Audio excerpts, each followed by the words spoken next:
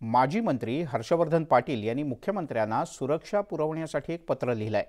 महायुतीमधील काही मित्र पक्षाच्या नेत्यांकडूनच धमक्या मिळत असल्याचा धक्कादायक खुलासा पाटील यांनी या पत्रातून केलाय।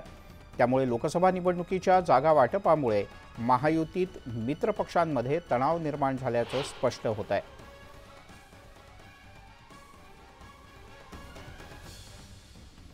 हे पत्र काय लिहिलंय आपण पाहतो आहोत आपल्या टीव्ही स्क्रीनवर।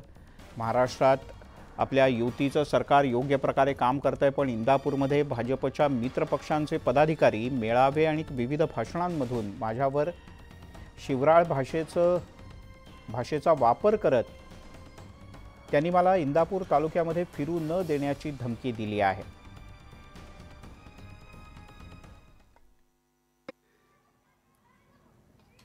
आता तिथं कोण प्रवेश करत असेल, बाहुडीच्या संग्राम देशमुखला त्यांनी दम देण्याचं काम केलेलं आहे फोनवरून।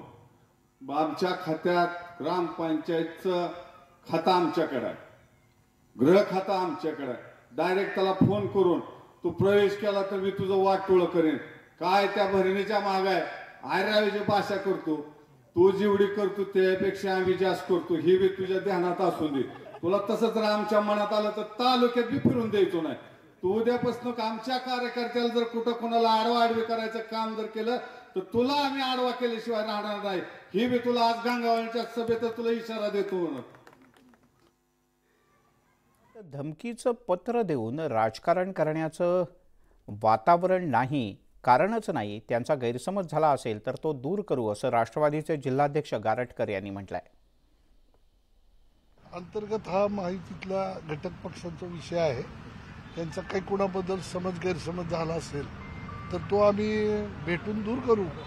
पण अशा पद्धतीची धमकी वगैरे देण्याचं राजकारण इंदापूर तालुक्यात कधी नाहीये, आलं लक्षात। आणि आमच्यापैकी कोणी आम्हालाही जाणीव, आम्ही इतके वर्ष राजकारणात आहोत, राजकारण करतो, एकत्र आता निवडणूक लढायची आहे, असं कोण कोणाला धमकी दिलं हे करेल असं मला वाटत नाही। तर ते कोण बोलल्यानंतर त्यांना त्या पद्धतीचं हे वाटलंय हे मला त्यांच्याशी प्रत्यक्ष चर्चा केल्याशिवाय कळणार नाही।